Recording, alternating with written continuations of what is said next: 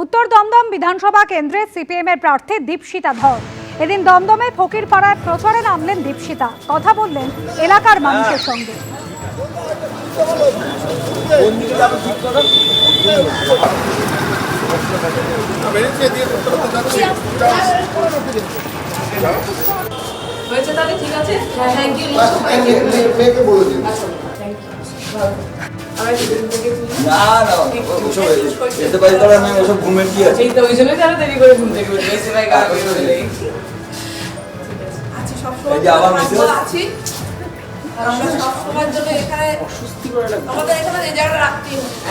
পরিবর্তন কিন্তু আনতেই হবে, এই ঘরে ভুলে গেছে আমাদের আগে। আচ্ছা, পরিবর্তন চাইছেন, কেউ বলছেন যে ভোট দিয়ে ভালোর জন্য ভোট আমরা দিই, কিন্তু হয় না। সেটা তো মানুষের মনের মধ্যে এক ধরনের হতাশা তৈরি হয়েছে। বহু মানুষ যারা এই যে পরিবেশ, যে দমবন্ধ পরিবেশ, রাজ্যে তৃণমূল, কেন্দ্রে বিজেপি, তার পরিবর্তন চান, কিন্তু এটাও ঠিক ইলেকটোরালি বহুদিন ধরে সেই সাফল্যটা আসেনি। ফলে মানুষের মনে ফ্রাস্ট্রেশন আছে, কিন্তু ফ্রাস্ট্রেশন তো এইটারও প্রমাণ যে তারা আসলেই বদল চান, তার পরিবর্তন চান। 21-এর পরে আমরা দেখেছি এতগুলো মানুষের চাকরি হারা হওয়া, 21-এর পরে আমরা দেখেছি তিলোত্তমার মতো ঘটনা, যাতে হাজার হাজার মানুষ স্বপ্রণোদিতভাবে রাস্তায় নেমেছে। তিলোত্তমার বাড়ি তো এখান থেকে খুব দূরে নয়। আমার মনে হয় যে মানুষগুলো তারা সরকারের রক্তচক্ষু উপেক্ষা করে, শাসক দলের রক্তচক্ষু উপেক্ষা করে রাস্তায় নামলেন, তারা পরিবর্তন চান, তারা একটা বদল চান।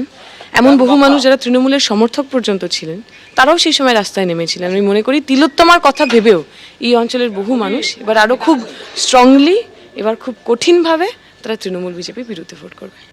মালদার ইংরেজবাজারে এবার কৃষ্ণেন্দু নারায়ণ চৌধুরীকে টিকিট দেয়নি দল।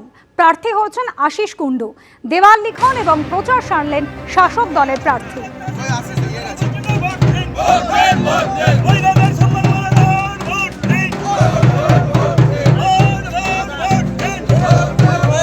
কৃষ্ণেন্দু চৌধুরী আমাদের চেয়ারম্যান, আমাদের অভিভাবক, তিনি থাকবেন না? নিয়ার ঘোষ আমাদের চেয়ারম্যান ছিলেন, আমাদের অভিভাবক, তিনি থাকবেন না? এটা হতে পারে? তারা তো আমাকে পথ দেখাবে, তাদের দেখানো পথেই তো আমি হাঁটবো।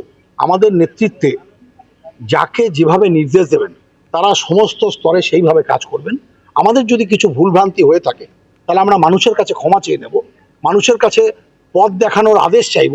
মানুষ পথ দেখাবে ইংরেজবাজারের কি চাই, কি প্রত্যাশা, কিভাবে চলা উচিত। আমাদের যদি কোনো ভুল থাকে প্রত্যেকের হয়ে আমি মানুষের কাছে ক্ষমা চেয়ে নেব। সরাসরি শোনাবো ভবানীপুরে প্রচারে এসে বিরোধী দলনেতা কি বলছেন।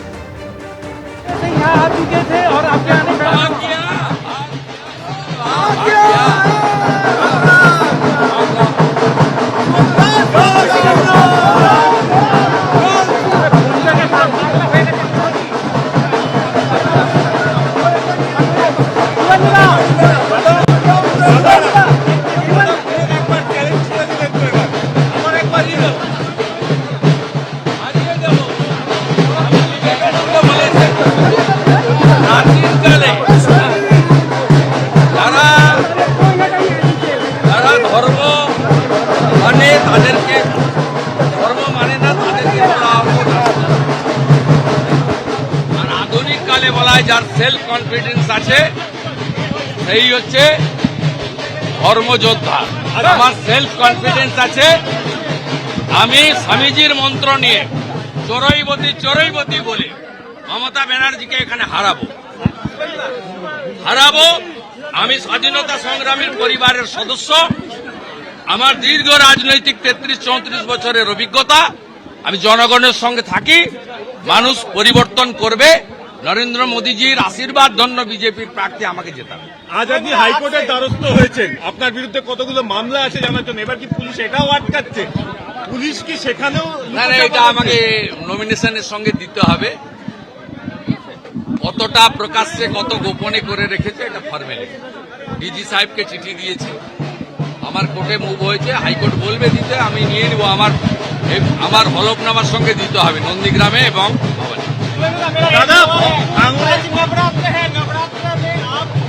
आज बांग्ला नववर्ष, आज हिंदू नववर्ष है, आज हिंदू नववर्ष है, इसलिए मैं आज शुरू किया है। मैं भारतीय हूँ, मैं हिंदू। ভাঙড়ে একজনের মৃত্যু হয়েছে বোমা বিস্ফোরণে, ভোট শুরু হতেই বোমা বিস্ফোরণ। কম্পিটেন্ট ডিজি এডিজি এলো আছে, তারা দেখে নেবে। আমাদের বিশ্বাস তারা দেখবে।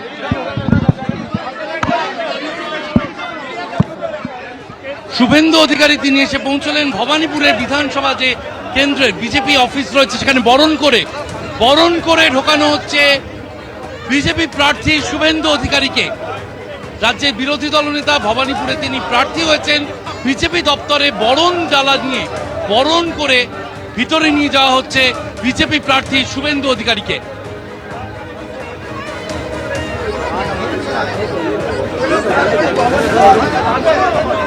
একদিকে আপনারা দেখছেন যে ভবানীপুরে শুভেন্দু অধিকারী তিনি বিজেপির অফিসে এসে পৌঁছলেন, তাকে একেবারে বরণ করে অফিসে নিয়ে যাওয়া হচ্ছে। আর অন্যদিকে এই বিজেপি অফিসেরই উল্টো দিকে যেখানে তৃণমূল কংগ্রেসের দেওয়াল লিখনের কাজ ইতিমধ্যেই শুরু হয়ে গিয়েছে। সরাসরি আমাদের প্রতিনিধি ঐশী মুখোপাধ্যায় আমাদের সঙ্গে রয়েছেন। ঐশী, একদিকে বিরোধী দলনেতা একেবারে উল্টো দিকেই বিজেপির পার্টি অফিস, সেখানে এসে উপস্থিত হয়েছেন, আর অন্যদিকে চলছে তৃণমূলের দেওয়াল লিখন। একেবারে দেখো, এই বিধানসভা নির্বাচনে যে ব্যাটল গ্রাউন্ড ভবানীপুর তা প্রথম দিন থেকেই ঠাওর করা যাচ্ছে। আমি তোমায় দেখাতে বলবো ছবিটা সন্দীপকে, যেখানে তৃণমূল যে সমর্থকরা রয়েছেন, কর্মীরা রয়েছেন, তারা রীতিমতো এসে উপস্থিত দেওয়াল লিখনের কাজ তারা সম্পন্ন করছেন। অন্যদিকে বিরোধী দলনেতা শুভেন্দু অধিকারী তিনি এই ভবানীপুর কেন্দ্রে প্রার্থী হয়েছেন, তিনিও কিন্তু প্রচারে এসেছেন। আমি দেখাতে বলবো সম্পূর্ণ এলাকাটা দেখতে পাচ্ছ যে এই মুহূর্তে বিজেপি তৃণমূল উভয় দলেরই রাজনৈতিক যে পতাকা সেই পতাকায় ছেয়ে গিয়েছে, এবং তারই সঙ্গে খুবই গুরুত্বপূর্ণ তাৎপর্যপূর্ণ যে বিষয়টা তা হচ্ছে পুলিশি প্রহরায় চলছে প্রচার। আমি সন্দীপকে দেখাতে বলবো ছবিটা, যে রীতিমতো কলকাতা পুলিশের বাহিনী দুই তরফের রাজনৈতিক কর্মীদের মধ্যে যাতে কোনো রকম বিশৃঙ্খলা সৃষ্টি না হয়, কোনো অপ্রীতিকর ঘটনা না ঘটে, তার জন্য কিন্তু এই সম্পূর্ণ ভবানীপুরে দেখা যাচ্ছে যে এই চক্রবেড়িয়া অঞ্চলে যেখানে এই মুহূর্তে প্রচার চলছে দুই দলের, সেখানেই কিন্তু দেখা যাচ্ছে যে পুলিশের বাহিনী রয়েছে, তারা সম্পূর্ণ বিষয়টা খতিয়ে দেখছেন এবং তারই সঙ্গে তারা তত্ত্বাবধানে রয়েছেন যাতে কোনো রকম বিশৃঙ্খলা না হয়। বিরোধী দলনেতা শুভেন্দু অধিকারী একদিকে প্রচার সারছেন, অন্যদিকে মমতা বন্দ্যোপাধ্যায়ের নামে দেওয়াল লিখন শুরু করেছেন কর্মী সমর্থকেরা। ইতিমধ্যে তুমি দেখতে পাচ্ছ পতাকা হাতে তারা দাঁড়িয়ে রয়েছেন, এবং আমি দেখাতে বলবো যে পাশাপাশি দুই যে ভবানীপুরের হাই ভোল্টেজ প্রার্থী, সেই দুই প্রার্থী হেভিওয়েট প্রার্থী, তাদের দুজনের নাম রীতিমতো দেখা যাচ্ছে, যেমন ভবানীপুরে শুভেন্দু অধিকারীর পোস্টার, সেই পোস্টার যেমন জল করছে, তার পাশেই একেবারে দেওয়ালে মমতা বন্দ্যোপাধ্যায় যে ভবানীপুর অ্যাসেম্বলি কনস্টিটুয়েন্সি থেকে দাঁড়িয়েছেন সেই দেওয়াল লিখনও কিন্তু সারা। এবং প্রথম দিন থেকেই যে এই ব্যাটল গ্রাউন্ড হতে চলেছে ভবানীপুর তা ঠাওর করা যাচ্ছে। এই জায়গাতে এসেই কলকাতা পুলিশের যারা রয়েছেন, পুলিশ আধিকারিক থেকে শুরু করে পুলিশের কর্মী, তারা এখানে উপস্থিত রয়েছেন যাতে কোনো রকম বিশৃঙ্খলা না হয়। অন্যদিকে দুই দিকের যখন প্রচার চলছে, স্লোগান শাউটিং চলছে, সম্পূর্ণ বিষয়টা যাতে শান্তিপূর্ণভাবে সম্পন্ন হয় সেই বিষয়টাও কিন্তু তারা দেখছেন, খেয়াল রাখছেন। তবে যেটা খুবই গুরুত্বপূর্ণ যে এই মুহূর্তে শুভেন্দু অধিকারী তিনি নিজে প্রচারে এসেছেন, এবং মমতা বন্দ্যোপাধ্যায়ের হয়ে তার কর্মী সমর্থকেরা, তৃণমূলের কর্মী সমর্থকেরা, তারাও কিন্তু দেওয়াল লিখন শুরু এবং সম্পন্ন করেছে, তুমি দেখতে পাচ্ছ। ধন্যবাদ। এবিপি আনন্দ, এগিয়ে থাকে, এগিয়ে রাখে।